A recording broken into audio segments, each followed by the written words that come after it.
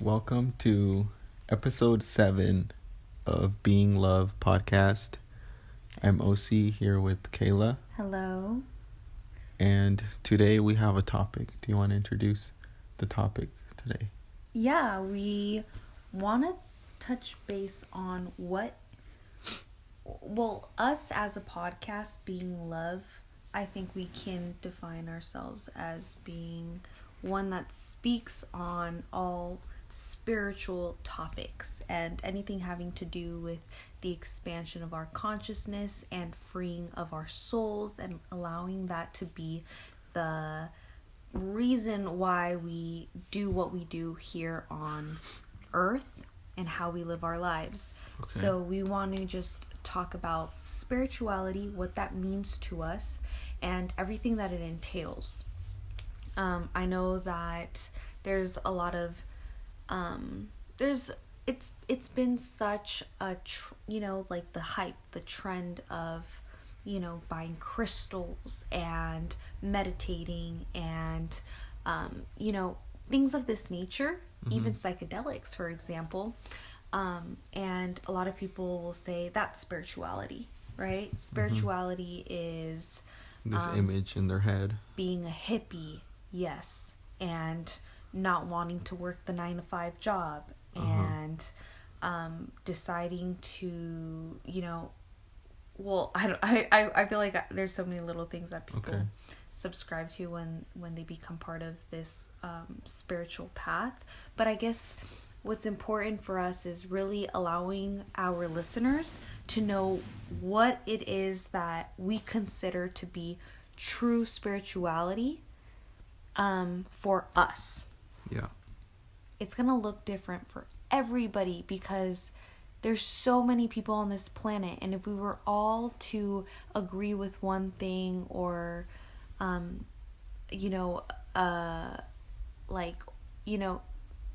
I'm trying to say is if we all agreed and if we were all the same, that would defeat the purpose of being who you are personally.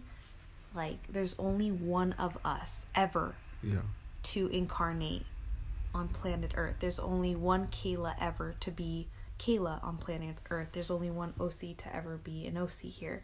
So we just want to talk about what spirituality means to us and our experiences having gone down this journey of self-awareness. All right. Right? Yeah. Okay, so can I ask you what is spirituality to you? What do you think of? What comes up for you? Spirituality has everything to do with just dissolving all of, basically connecting back to my most original self, as some would say, where I connect to where I know that there is a soul that is governing all of me, really. And I am very unconscious to a lot of the things that my soul wants me to experience here. And I, as Keila, might be like, oh, I don't want this. But my soul might, on the other hand, be like, no, this is what you need. This is what you chose to experience in this life. And so it's all about integration. It's all about becoming more aware of the myself. It's all about learning lessons in life and not being attached to what Keila might believe is right or wrong, and just see it all as a playground and a school where everything is just for me to experience, life. And it's a privilege. It's really a privilege to have this opportunity. So spirituality is being detached. Spirituality is also knowing that everything is a blessing and that everything has a purpose, and it is beyond me to fully understand the whys, but just to be open to it, right? So I can experience life you know? That's what spirituality is to me. Spirituality is becoming more self-aware. Okay. With everything that comes into my life. I agree with that. I think that for me, spirituality is pretty similar. We have pretty similar views and values. And one thing I focus more on is kind of the disillusionment of reality. Seeing through social constructs, seeing through just kind of the game of life and how normal, or maybe I shouldn't say normal, but the majority of people live a certain kind of lifestyle that is pretty similar from one to the other. And for me, spirituality is a search for truth. Finding truth in everything that you do, everything that you learn, everything that you read. Just looking for that little nugget of truth within everything that you experience. And that's what it is for me mostly. It's just finding truth, clearing your perception, seeing things as they are, and really just getting down to what it is, like what everything is at the ground level, you know? But don't you think that's subjective? Because what is true for you might not be true for another being. Yeah. Yeah, and I'm saying how it is for me. That's how it is for me. But there are truths that are deeper than my opinion and your opinion. There are truths that go beyond that. There are truths that are universal, that go beyond language, go beyond culture. Are you trying to say like the similarities that we find in many religions, for example, how like that could be could be one of them? Yeah. Truths such as love and what like love feels like and how that affects humans, that sort of truth. Yes, that sort of truth. The truth that all is one. The truth one. That we are all brothers and sisters here on earth. Yes. Those kind of truths that almost all lines of spirituality are based on, you know? Yeah. Or this sort of thing. They come to those conclusions for sure. Yeah. Their explanations may be somewhat different, but they're all getting at that. Yeah. And one thing you mentioned is like how earlier you mentioned like how what spirituality looks like, and how, you know, someone sees a hippie and they say that's, you know, that person's probably a spiritual person because they dress like a hippie, or they have dreadlocks or something like that, or they buy crystals or they buy beads, and this is all associated with spirituality. All these things that are associated with spirituality are because they have some truth within them. So like there's a reason why hippies dread their hair, or there's a reason why hippies wear really loose clothing and very comfortable lifestyle they live.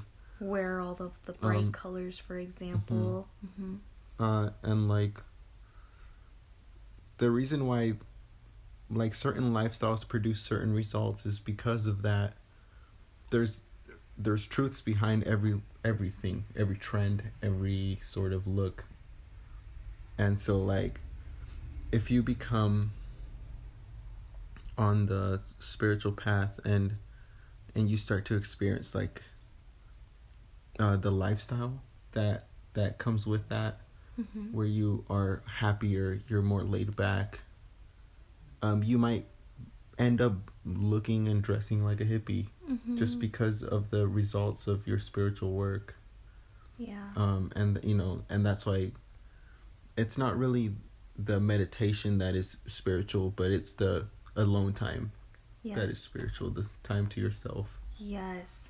All of the new ideas that you are coming by on during like a random like mourning, you might have this idea of like, oh my, I think I might want a nipple piercing, for example. Like, no, seriously. Like, or, like, we are, like, the person that I'm jealous of, she's actually my sister. Why would I be jealous of my sister? Why would I want to, think something poorly, or wish something poorly upon her? Like, I'm trying to say that when you become more aware of how your being is feeling on a day-to-day basis, what she's thinking, what she tends to grip onto and want to hold on to, what is causing her or him suffering, like, you start to realize, like, and then out of the nowhere you have this idea that totally steers you in a different direction. That is spirituality. Spirituality is like being open to ideas that are like almost higher perspectives that you didn't really agree with before, but all of a sudden you're becoming intrigued and you're open to it. So yes, you might be called to do things that before you never wanted to, and before you might have even had a lot of judgment towards. But what you have judgment towards, I believe, is an indicator of what you might benefit by bringing it closer into you and actually allowing yourself to experience. Because if you're repelling away from it, it's definitely a part of you that you are pushing away. So open yourself up to it and see what that experience, how that it changes you and gives you and allows you to see things from. You'll quickly learn that this quote unquote spiritual path is just a letting go of what you thought you were. Letting go of all these ideas, all these like models of reality that you had, all these assumptions of reality that you had, like thinking the world works a certain way, or things are a certain way and there's no other way around that, and just believing the hard facts of life. Kind of, it's a letting go of that, a letting go of those old ways of thinking. The old ways that were presented to you by possibly your parents or your teachers or the people that were just always around you. Everyone. Growing up, right? And almost challenging them, because you can, as a human, you can say, is that true? Is that not? Let me find out for myself. Right? And that's the beauty, that you don't know where this is gonna take you. And no matter where you are in your life, it can always change. It can always change. Everything can always be rewritten. Everything, I believe, can be influenced to some degree, right? With your awareness and with your intention.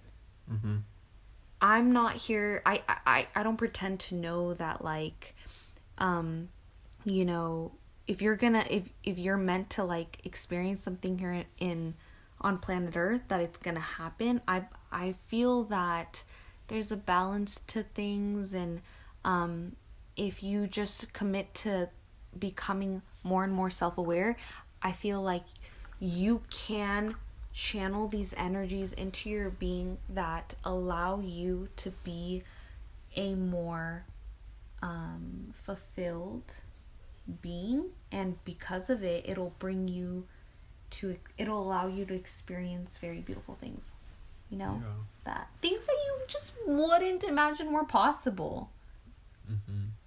It just gives way to this easygoing energy, right? This easygoing about life, where it just makes life more rich and more meaningful. Little things, even little numbers and words, whatever you see now has meaning. And you start to see this, and you start to take on this perspective of life, that life is for you. You're not just in life and life against you and you're against life, but life is for you and you're here to do things with it. Mm-hmm. You're here to push the buttons. Yes. You know, and you're here to drive, and you're in the driver's seat. You're doing what you want to do, right? And that brings me to something that I would love to talk about during this episode, and that is people in the spiritual community are often seen as, oh, they are always feeling peaceful and happy, and they're smiling, and they're wearing beautiful little, like, you know, tribal markings on their forehead, and they have these cute buns in their hair. And I know I'm being very, very specific right now, but what I'm trying to say is that there's a lot of people out there that promote this: be positive, everything is a-okay, and you just gotta, you know, think positive. No. As humans, we are destined to feel every emotion in the book, and that is never gonna change. You're never gonna, like, you're not going to transcend human emotions. No, it is embedded in our DNA. What changes is your resilience, and how quickly you can become aware of those emotions and realize that you do have a power to find out, why am I feeling this way? I don't like how I'm feeling. Why am I feeling this way? What am I going to do to no longer feel this way? So that empowerment.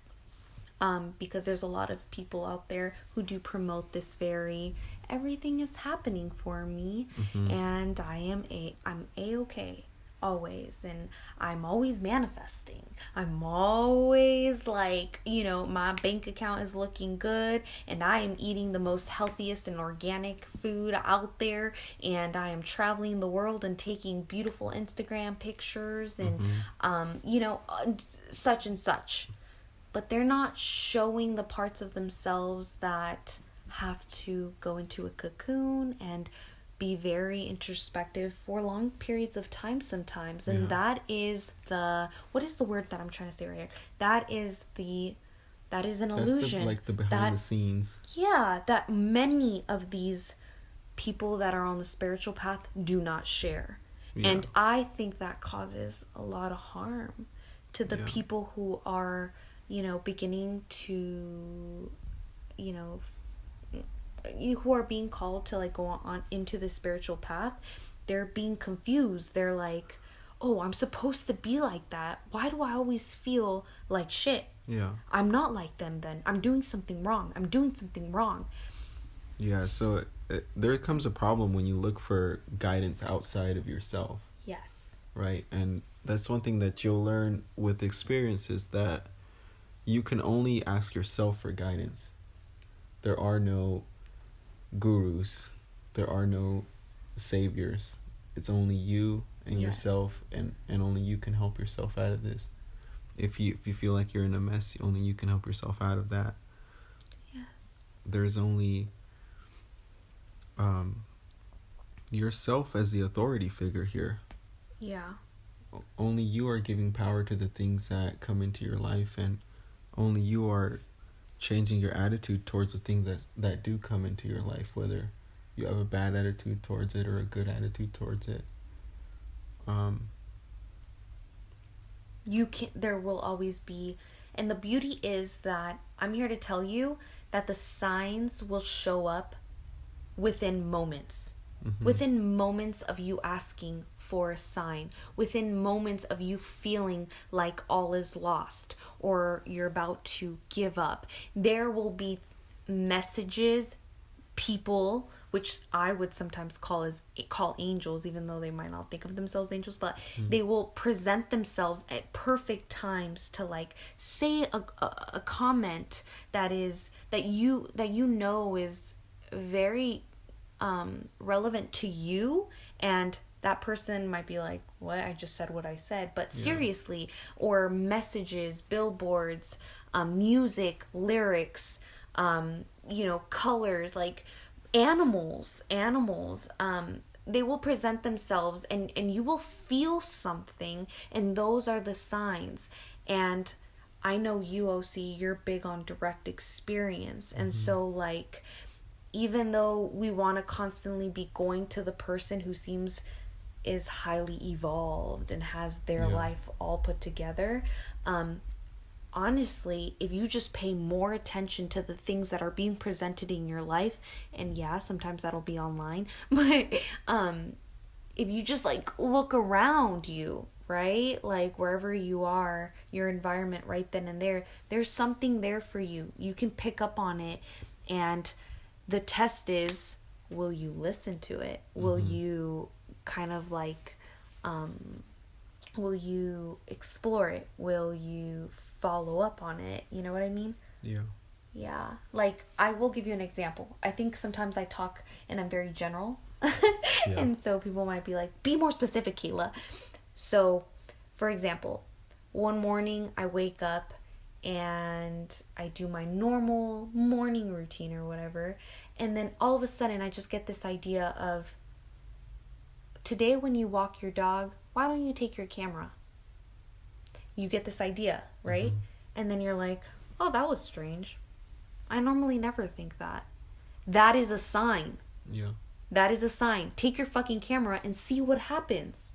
You might capture just the most amazing picture, you know, that on that morning that actually inspires you to write about something that you've never thought of writing about before. And then you write it, and then because you write it, you feel so good, so liberated and inspired in different ways. And then because of that, you interact with someone differently on that one day that normally you stay away from. You see, so this is what I mean by the signs and by following those things that are coming to you intuitively that don't happen every day, and deciding, I'm gonna act on that. And that's one thing that I try to practice is acting on intuitions like immediately. As soon as I get them into my awareness, I try to act on that if it's possible to.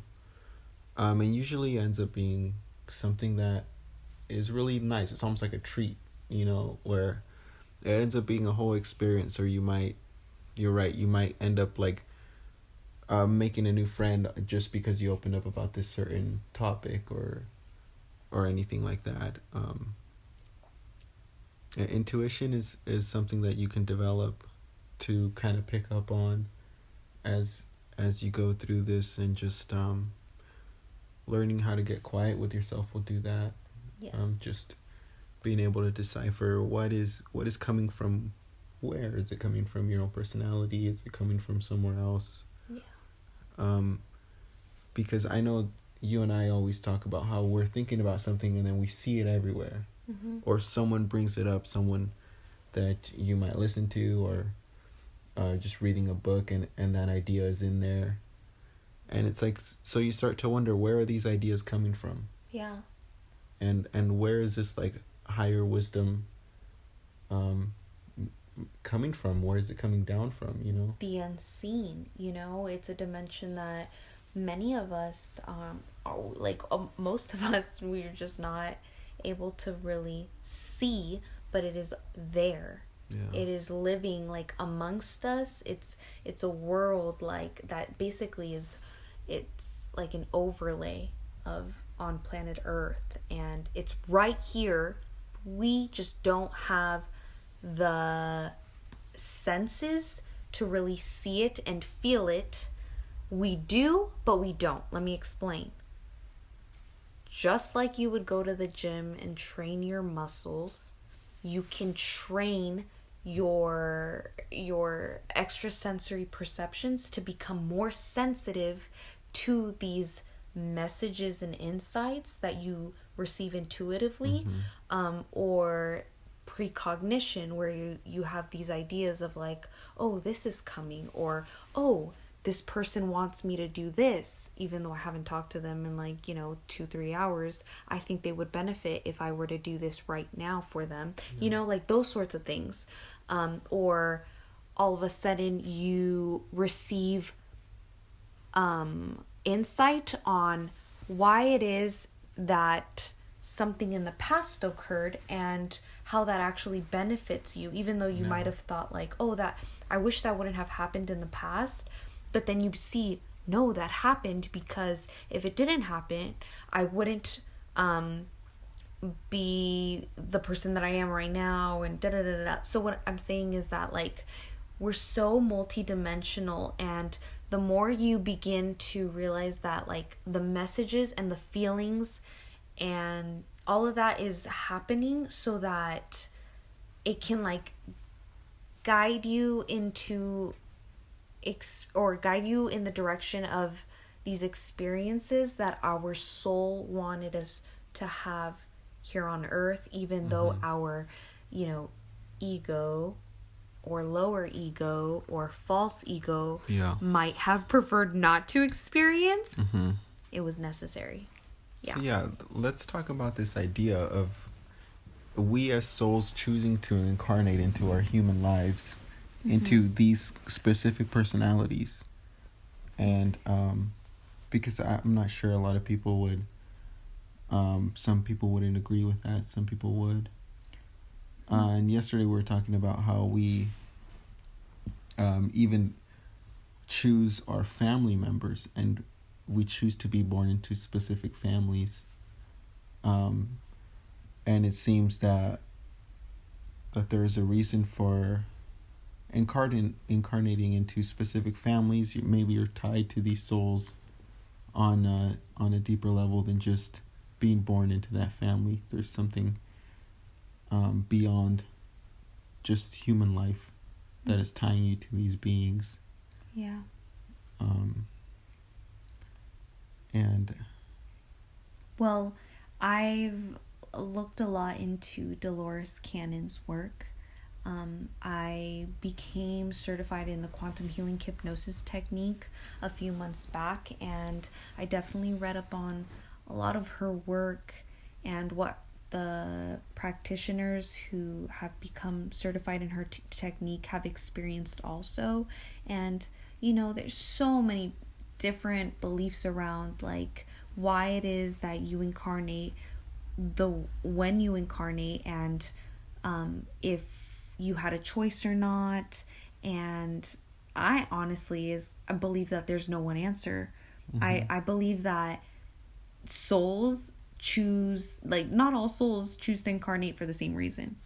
And I believe that all souls don't choose to incarnate right away. There's, like, no one way of doing it, and so in some of the research that I came across, having looked into, the sessions that she had with thousands and thousands of people, some would say that, the people that, the families that you incarnate to, like, the families in which you incarnate to, there's, like, some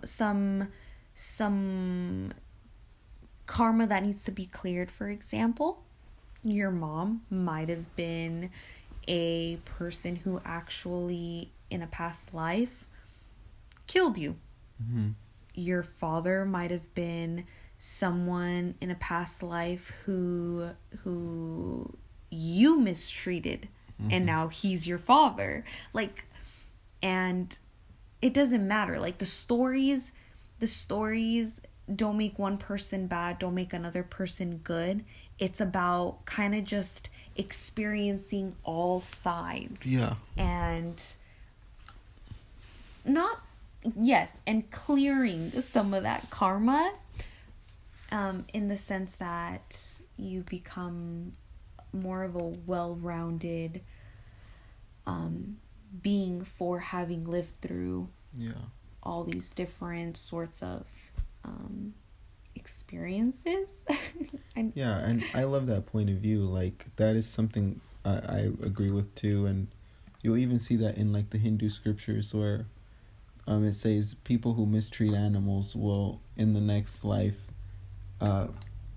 incarnate, and they'll be mistreated by the animals who they mistreated in their human life, And so it's like this this thing that is always changing sides, and you're always changing seats to experience different lives, different perspectives, until you get the whole picture, right?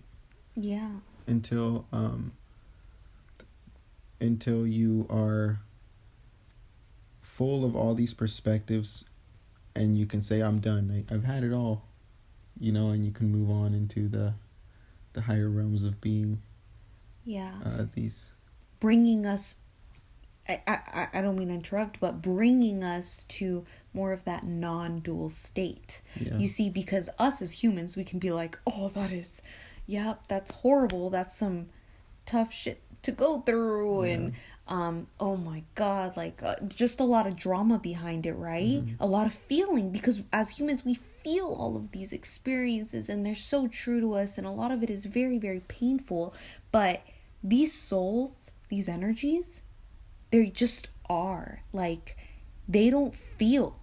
They don't have these senses like we do. And that is why us as humans are so powerful, because we do get to feel. We get to touch. Yeah. I get to touch your body.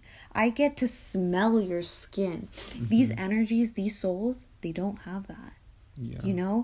And although we might be wanting to be like, oh, that doesn't feel good, that doesn't taste good, like, to them, it's just an experience. That's it. There's no attachment, right? And so it's like, the higher you go in these levels of being, it's the less attachment you have.